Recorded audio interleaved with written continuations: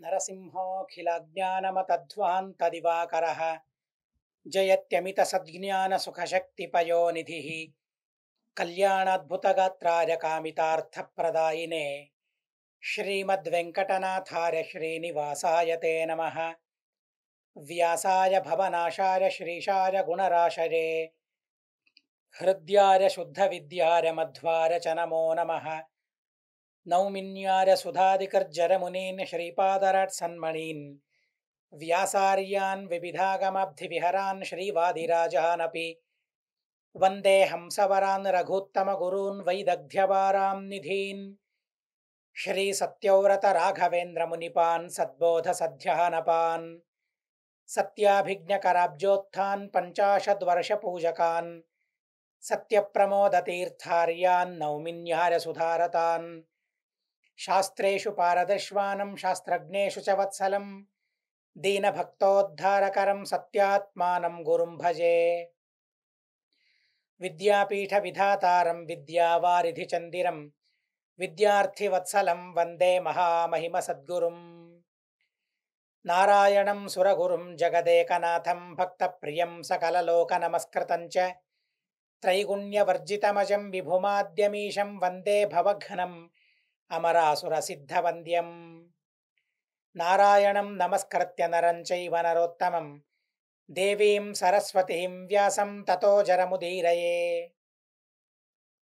नारायणाय परिपूर्णगुणर्णवाय विश्वोदरस्थितिलयोन्नियतिप्रदाय ज्ञानप्रदाय विबुधासुरसौख्यदुःखसत्कारणाय वितताय नमो नमस्ते। स्वस्त्यस्तु हरिः ओं हरिः ओं हरिः ओं।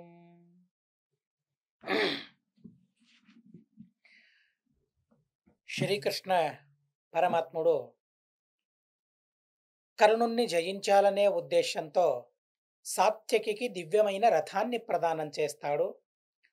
భగవద్దత్తమైన రథంలో కూర్చుని తను యుద్ధం చేస్తూ కర్ణుణ్ణి గెలుస్తాడు తను. ఆ తరువాత మరో విషయాన్ని ఆచార్యుల వారు చెబుతూ ఉన్నారు. శస్త్రసంగ్రహ కాలేతు కుమారాణం వ్రతం భవేత ఇత్యుక్తం జామదగ్నేన ధనుర్విద్యా పురాకృత. ధనుర్విద్యను ప్రవర్తించిన వారు పరశురామదేవుల వారు. ధనుర్విద్యా ప్రవర్తకులైన పరశురామదేవుల వారు ఒక నియమాన్ని విధించారు. ఎవరైతే ధనుర్విద్యను అభ్యాసం చేయడానికి పూనుకుంటారో, సంకల్పం చేసుకుంటారో వారందరూ కూడా ఒక ప్రతిజ్ఞ చేయాలి, ఒక వ్రతం చేయాలి. ఏంటా వ్రతం? శస్త్ర సంగ్రహ కాలంలో ఎవరైనా వారందరూ కూడా ఒక వ్రతాన్ని చేపట్టాలి, కొత్త వ్రతాన్ని చేపట్టాలి. అది ఎలా ఉండాలంటే శత్రు సంహార రూపమైన వ్రతం. అది శత్రు సంహార రూపమైన వ్రతాన్ని చేపట్టాలి. అంటే ఈ ప్రతిజ్ఞ నేను చేస్తాను, ఈ సందర్భంలో నాకు విరుద్ధంగా ఎవరైతే ప్రవర్తిస్తారో వారిని నేను సంహరిస్తాను అనే ప్రతిజ్ఞను అందరూ చేయాలి. ఆ ప్రతిజ్ఞను మరెవరూ చేసి ఉండకూడదు, పూర్వాసిద్ధమై ఉండాలి. వెనుక ఎవరు అలాంటి ప్రతిజ్ఞను చేసి ఉండకూడదు. రహస్యంగా ప్రతిజ్ఞను చేయాలి, ఏకాంతంలో ప్రతిజ్ఞను చేయాలి. లోకాంతంలో అందరి ముందు ఆ ప్రతిజ్ఞను చేయడం కాదు. ధర్మావిరుద్ధమై ఉండాలి, ధర్మానికి విరుద్ధంగా ఉండకూడదు. ఇలాంటి ప్రతిజ్ఞను ఎవరైతే చేస్తారో దానివల్ల ధనుర్విద్యా ప్రవర్తకులైన పరశురామదేవుల వారికి సంతృప్తి కలుగుతుంది అని పరశురామదేవుల వారు చెప్పారు. మరి వారు చేసిన ఆ ప్రతిజ్ఞ వల్ల లోకానికి ఏ విధమైన ఉపద్రవం కలగకూడదు. చూడండి ఎలాంటి ఆంక్షలను విధిస్తూ ఉన్నారో పరశురామదేవుల వారు. మీరు చేసిన ప్రతిజ్ఞ వల్ల లోకానికి ఏ విధమైన కీడు రాకూడదు, అలాంటి ప్రతిజ్ఞను చేయాలి. అలా భీమసేన దేవుల వారు ఒక వ్రతాన్ని చేశారు. ఏమని? ఒక ప్రతిజ్ఞను చేశారు. ఏమని? ఎవరైతే నన్ను తూబరా అని అంటారో వారిని నేను సంహరిస్తాను అని ఏకాంతంలో సమర్థులైన భీమసేన దేవుల వారు ప్రతిజ్ఞ చేశారు. ఎవరికి ఈ ప్రతిజ్ఞ వల్ల హాని కలుగుతుంది చెప్పండి? ఎవరికీ కలగదు. తూబర అంటే మనం తెలుసుకున్నాం ఇవరకే. మీసాలు, గడ్డాలు లేనివాడు అని అర్థం. కానీ భీమసేన దేవుల వారికి మీసాలు, గడ్డాలు లేవా? అంటే సువ్యక్త శ్మశ్రుమండలః. సులక్షణమైన గడ్డాలు, మీసాలు భీమసేన దేవుల వారికున్నాయి. అయినా కూడా ఏదో ప్రతిజ్ఞ చేయాలి. కనుక నన్ను తూబరా అని ఎవరైతే అంటారో, గడ్డాలు, మీసాలు లేనివాడు అని ఎవరైతే అంటారో, వారిని నేను సంహరిస్తాను అని భీమసేన దేవుల వారు ప్రతిజ్ఞ చేశారు. ఈ ప్రతిజ్ఞ అర్జునునికి మాత్రమే తెలుసు. అర్జునుని తప్ప మరెవరికీ ఈ ప్రతిజ్ఞ తెలియదు. అలాగే భీమసేన దేవుల వారు చేసిన ప్రతిజ్ఞకు అనుగుణంగా అర్జునుడు కూడా ప్రతిజ్ఞ చేస్తాడు. నా గాంధీవాన్ని ఇవ్వమని ఎవరైతే అంటారో వారిని నేను సంహరిస్తాను. గాంధీవం దేహి ఇత్యుక్తే నిహన్మితం. గాంధీవం నాకియ్యవయ్యా అని ఎవరైనా నన్ను అడిగితే వారిని నేను సంహరిస్తాను. అర్జునుడు చేసిన ఈ ప్రతిజ్ఞ భీమసేన దేవుల వారికి తప్ప మరెవరికి తెలియదు. ఆ గాంధీవం ఎలా వచ్చింది అనే విషయం కూడా వారిరువురికి తెలుసు. నారదుల వల్ల ఆ విషయాన్ని వారు తెలుసుకున్నారు. ఇలా భీమసేన దేవుల వారు ప్రతిజ్ఞ చేసే సందర్భంలో, ఏకాంతంలో ప్రతిజ్ఞ చేసే సందర్భంలో ఈ ప్రతిజ్ఞను దుర్యోధనుడు విన్నాడు. దుర్యోధనుడు వినడం మాత్రమే కాదు, తను అర్జునునికి చెప్పాడు. అర్జున మిత్రమా, భీమసేన దేవుల వారు ఇలాంటి ప్రతిజ్ఞను చేశారు. కనుక ఇప్పుడు కర్ణుడు భీమసేన దేవునితో యుద్ధం చేసి తనను గెలవడం చేత కాక ఇక నిందించాలి కదండి. ఎవరి వల్ల గెలవడం సాధ్యం కాదో వారిని నిందించడమే వారికి పని. ఆ పని తప్ప మరే పని వారికి లేదు. కనుక కర్ణుడు భీమసేన దేవుణ్ణి జయించలేక, భీమసేన దేవుల వారి బలాన్ని ఓర్చుకోలేక భీమసేన దేవుల వారిని నిందించారు. తూబర అని నిందించారు. ఎలాంటి ప్రారంధమో చూడండి. అంటే తూబర అని ఎవరైతే అంటారో వారిని సంహరిస్తానని భీమసేన దేవుల వారి ప్రతిజ్ఞ. అయినా కూడా తూబర అని కర్ణుడు అన్నాడు. అక్కడే అర్జునుడు కూడా ఉన్నాడు. అర్జునునికి చెప్పాడు, జానాసి మత్ప్రతిజ్ఞాం త్వం త్వత్ప్రతిజ్ఞామహం తథా తత్ర హంతవ్యతాం ప్రాప్తో మయా వైకర్తనోత్రయ. అర్జున, ఇప్పుడు కర్ణుడు నన్ను తూబరా అని అన్నాడు. కనుక నేను తనను సంహరించాలి. సంహరించే ప్రసంగం నాకు దిగింది ఇప్పుడు. కనుక ఏం చెయ్యను నేను? నువ్వు కర్ణుణ్ణి సంహరించాలని నువ్వు ప్రతిజ్ఞ చేశావు, నేను చేయించాను. కరణం హంత ధనంజయ, ధనంజయుని చేత, అర్జునుని చేత కర్ణుణ్ణి సంహరించాలనే ప్రతిజ్ఞను నేనే చేయించాను నీ ద్వారా. కానీ ఇప్పుడు తను తూబరా అని నన్ను అన్నాడు. కనుక నేను తనను సంహరించాల్సిన ప్రసంగం నాకేర్పడింది. ఏం చెయ్యను అని అర్జునుని తను అడిగాడు. అడిగితే అర్జునుడు భీమసేన దేవుల వారితో అన్నాడు, అన్నయ్య, నువ్వు పెద్దవాడివి, నీ అధీనంలో నేనున్నాను. కనుక త్వదీయోహం, నీ అధీనంలో నేనున్నాను కాబట్టి యతస్తేన మత్కృతం త్వత్కృతం భవే. చూడండి ఎంత విచిత్రమైన అద్భుతమైన విషయాలను చెబుతూ ఉన్నారో. భీమసేన దేవుల వారు చంపాల్సిన పరిస్థితి ఇప్పుడు వచ్చింది మొదట. కానీ కర్ణుణ్ణి చంపుతానని అర్జునుడు ప్రతిజ్ఞ చేశాడు. ఎవరు చంపాలి అనే ద్వంద్వం ఏర్పడింది ఇక్కడ. పెద్దన్నయ్యగా తన బాధ్యతను ఎలా నిర్వర్తిస్తూ ఉన్నాడో చూడండి. తమ్ముడు గెలవాలి అనే భావన, ఎలాంటి బంధం వారి మధ్య ఉందో, ఎలాంటి అనుబంధం ఆ అన్నదమ్ముల మధ్య ఉందో మనం గమనించాలి. తను అప్పటికే చంపాల్సింది. తూబరా అన్నందువల్ల తన ప్రతిజ్ఞను పరిపాలించుకోవడానికి భీమసేన దేవుల వారే చంపాలి. అయినా కూడా నా తమ్ముని ప్రతిజ్ఞ, కర్ణుణ్ణి చంపుతాననే నా తమ్ముని ప్రతిజ్ఞ వమ్మవుతుందే, అబద్ధమవుతుందే. కనుక ఏం చేయాలి? అర్జునుని అడిగితే అర్జునుడు అన్నాడు, అన్నయ్య, నేను నీ అధీనుడిని, నువ్వు చెప్పిన మాటలను వినేవాడిని, నీ సేవకుడిని, నీ దాసునుడిని, దాసానుదాసుడిని నేను. కనుక నేను కర్ణుణ్ణి సంహరిస్తే నువ్వు సంహరించినట్లే. రాజా జయి అని అంటాం మనం. ఎవరు గెలిచారు అంటే ధోని గెలిచాడు. ఎవరు గెలిచారు అంటే రోహిత్ గెలిచాడు అని మనం అంటామే. కానీ గెలిచిందెవరు? తను ఒక్క పరుగు కూడా చెయ్యకపోయినా రోహిత్ గెలిచాడు అని మనం అంటాం. అలా రాజు యుద్ధం చేయలేకపోయినా రాజు గెలిచాడు అంటాం. కనుక ఎందుకని? అంటే రాజుకు అధీనులైన వారు గెలిచారు కాబట్టి, ఆ గెలుపు ఎవరిది? రాజుది అది. అదే రాజు గెలిస్తే సైన్యం గెలిచింది అని మనం అంటామా? లేదు. ఎందుకంటే ఆ సైన్యం రాజుకు అధీనం. రాజు మాత్రం ఆ సైన్యానికి అధీనం కాదు. ఎంత చక్కని నిదర్శనాన్ని అర్జునుడు చెబుతూ ఉన్నాడో చూడండి. భీమసేన దేవుల వారి స్నేహానుబంధం, అలాగే అర్జునుని పూజ్యతాభావం. ఎంత అద్భుతంగా వారి మధ్యన ఆ బంధనం ఉందో మనం అర్థం చేసుకుంటే చాలా సంతోషం కలుగుతుంది. అన్న దమ్ముల మధ్య ఇలాంటి అనుబంధం ఉండాలి. అన్నయ్యకు తమ్ముని పైన అలాంటి స్నేహం ఉండాలి. తమ్ముళ్లకు అన్నయ్యల పైన ఇలాంటి గౌరవ భావన ఉండాలి. అర్జునుడు అన్నాడు, అన్నయ్య నేను కర్ణుణ్ణి సంహరిస్తే నువ్వు సంహరించినట్లే అవుతుంది. కానీ నువ్వు సంహరిస్తే నేను సంహరించినట్లు అవుతుందా? లేదే. కనుక నేను సంహరిస్తే నా ప్రతిజ్ఞ నెరవేరుతుంది. నీ ప్రతిజ్ఞ కూడా నెరవేరుతుంది. కానీ నువ్వు సంహరిస్తే నీ ప్రతిజ్ఞ నెరవేరుతుందేమో, కానీ నా ప్రతిజ్ఞ భంగం అవుతుంది.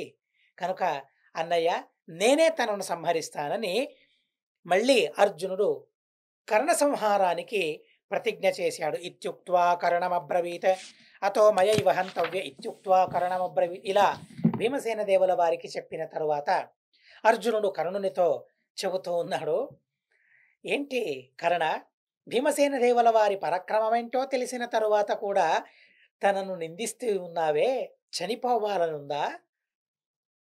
అసలు నీగాలనుందా నీకు అని తనంటూ ఉన్నాడు. ఎంత తప్పును మీరు చేశారో తెలుసా మీకు? అతిరథ మహారథులందరూ ఒక్కటై ఒక్క అభిమన్యువును చంపారే, న్యాయమా ఇది? ఎంత అన్యాయం మీరు చేశారు. కనుక నిన్ను చంపకుండా అర్జునుడు ఉండడు అని ఆ కర్ణునితో చెప్పారు అర్జునుడు. ఆ తర్వాత అర్జున మరియు అశ్వత్థామాచార్యుల వారి యుద్ధం జరుగుతోంది. ఇప్పుడు ప్రస్తుతం అర్జునుడు ఏం చేయాలంటే జయద్రథుణ్ణి సంహరించాలి. కానీ ద్రోణాచార్యుల వారు, అశ్వత్థామాచార్యుల వారు వీరందరూ కూడా జయద్రథుణ్ణి కాపాడుతూ ఉన్నారు. ఎలాంటి పరిస్థితి వారికి వచ్చిందో గమనించండి. మహానుభావులు వారిరువురు కూడా. అయినా అతి దుష్టుడైన అతి కాముకుడైన ఆ జయద్రథుణ్ణి సంరక్షించే అతి దౌర్భాగ్యం వారికి ఏర్పడింది. ద్రోణాచార్యుల వారికి మరియు అశ్వత్థామాచార్యుల వారికి ప్రారంధం ఎలా ఉంటుందో, ఎంత విచిత్రంగా ఉంటుందో అర్థం చేసుకోవడానికి సాధ్యం కాదు. ఎలాంటి దేవతలు వారందరూ కూడా.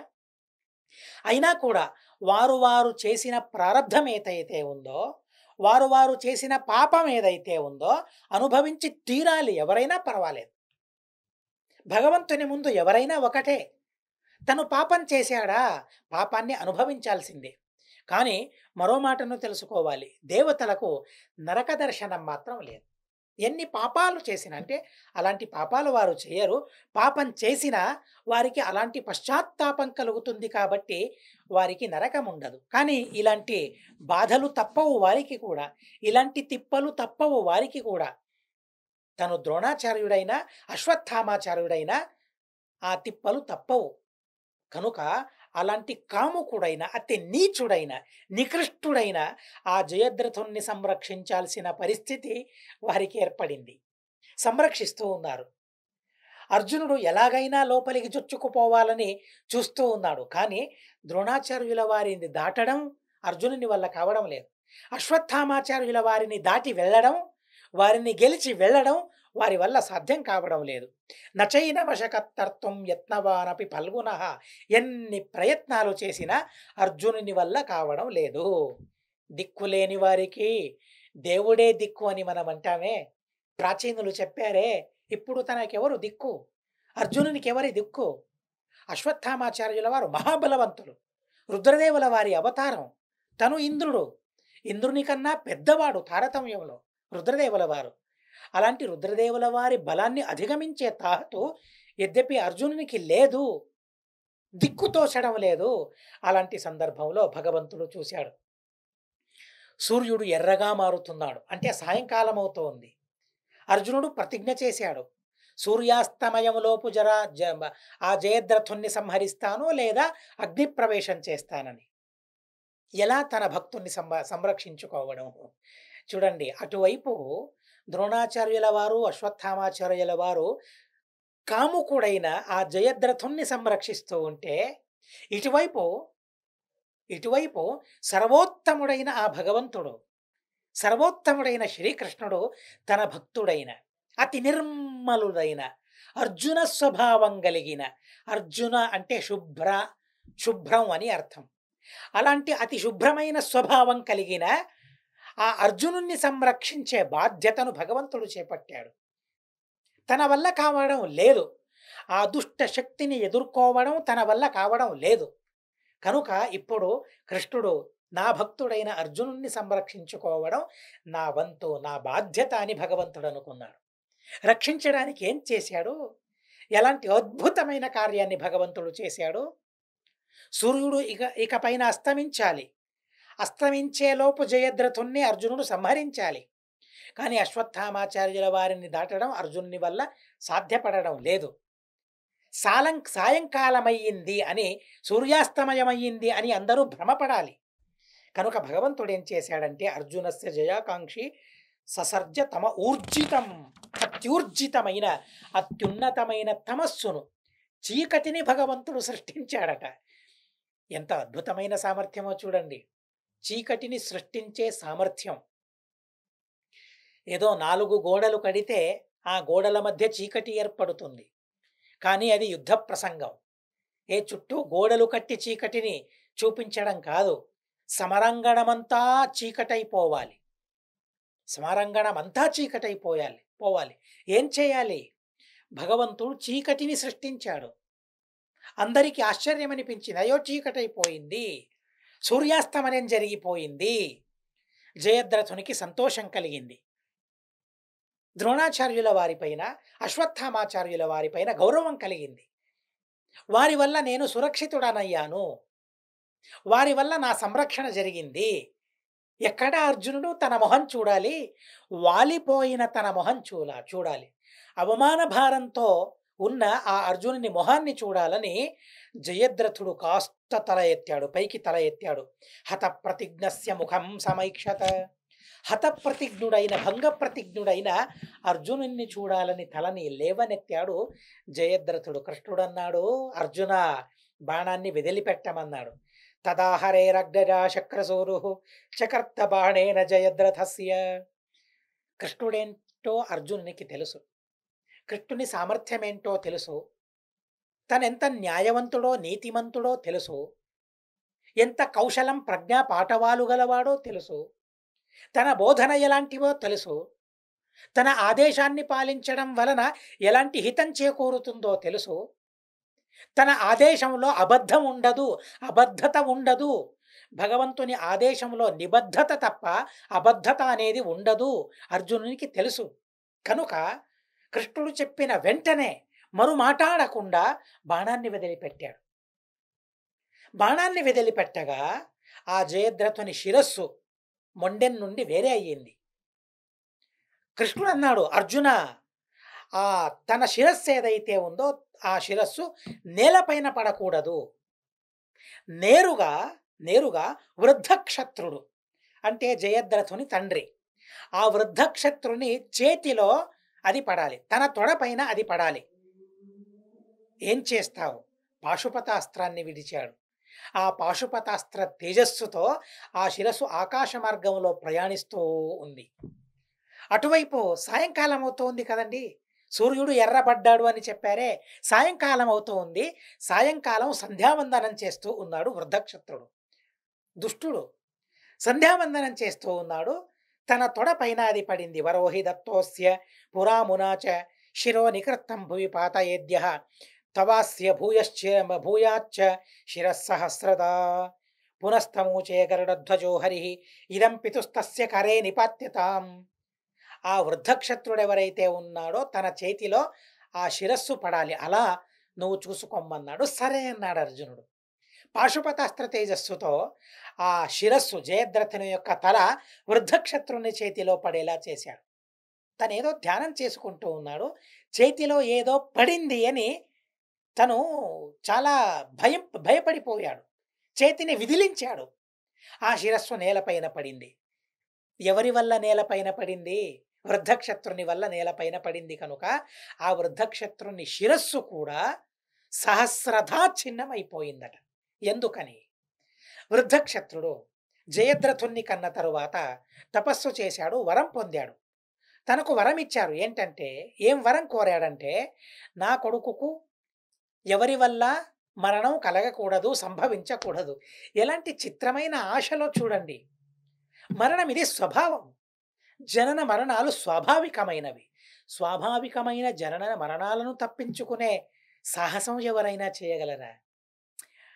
అలా ముక్తిని సంపాదించుకోవాలే తప్ప, ముక్తిని సంపాదించుకోవడం ద్వారా జనన మరణాలను పరిహరించుకోవాలే తప్ప, నేను జనన మరణాతీతుడనై సమస్త లోకాలకు నేనే ప్రభువవ్వాలి, నేను చేసిన పనినే అందరూ వినాలి అని అనుకుంటే ఎలా? అది సాధ్యం కాదు, అసాధ్యం అది.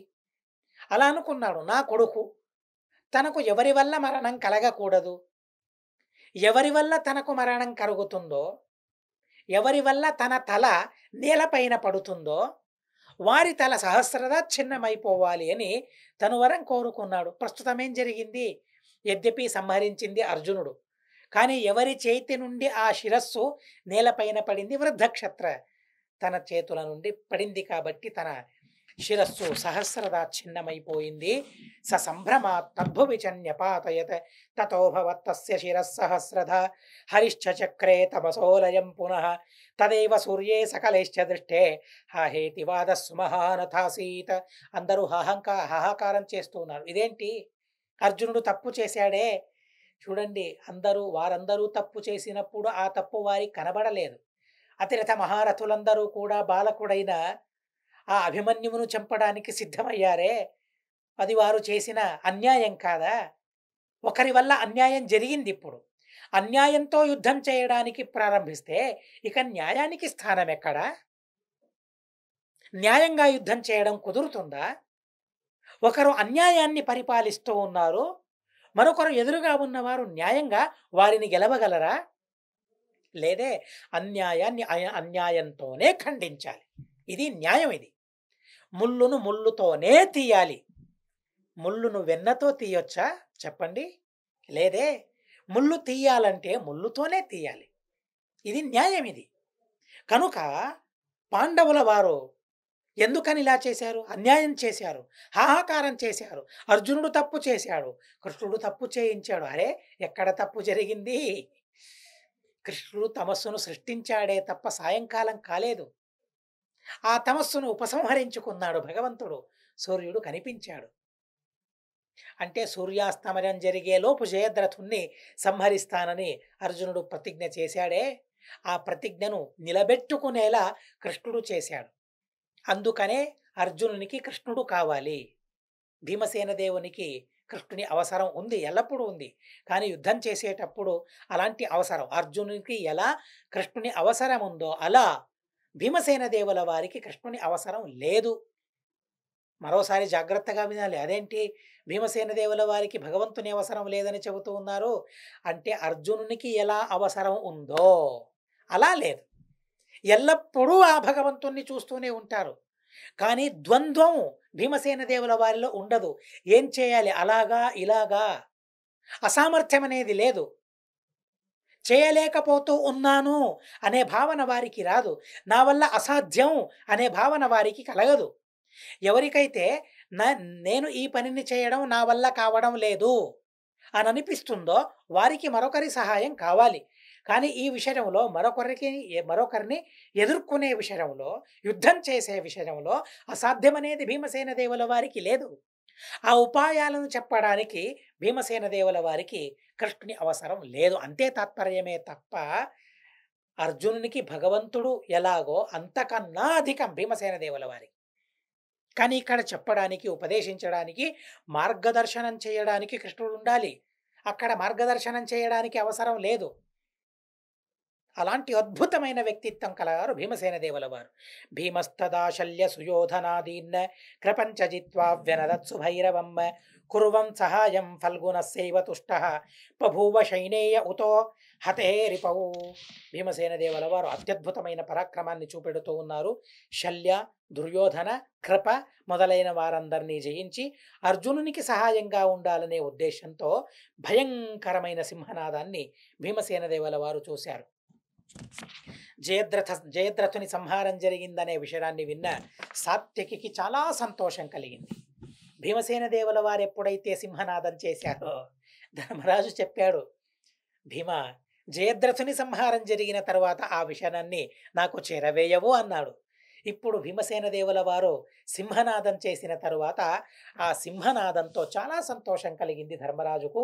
అపూరయత్ పంచజన్యంచ కృష్ణ ముదా తదా దేవదత్తంచ పార్థ భీమస్య నాదం సహ పాంచజన్య ఘోషం శ్రుత్వా నిహతం సింధురాజం జ్ఞాత్వా రాజా ధర్మసుతో ముమోద దుర్యోధనశ్చ ససుదుఃఖితస్తదా. ధర్మరాజుల వారికి చాలా ఆనందం కలిగింది. అతి కాముకుడైన దుష్టుడైన ద్రౌపదిని అపేక్షించిన ఆ జయద్రథుని సంహారం జరిగిందనే విషయాన్ని విన్న ధర్మరాజుకు చాలా సంతోషం కలిగింది. కృష్ణుడు పాంచజన్యాన్ని ఊదుతూ ఉన్నాడు, అర్జునుడు దేవదత్తాన్ని ఊదుతూ ఉన్నాడు. దేవదత్తం కథను విన్నాం మనం. అర్జునుడు స్వర్గానికి వెళ్ళినప్పుడు దేవతలిచ్చిన శంఖమది, విజయ శంఖమది. అలాంటి విజయ శంఖాన్ని అర్జునుడు ఊదాడు. అందరికీ కూడా సంతోషం కలుగుతూ ఉంది. పాండవుల పక్షంలో అందరూ సంతోషంతో తాండవిస్తూ ఉన్నారనే విషయాన్ని తెలుసుకుంటూ అస్మద్గురువంతర్గత తాత్విక దేవత అంతర్గత భారతీరమణ ముఖ్య ప్రాణ అంతర్గత శ్రీకృష్ణార్పణమస్తు.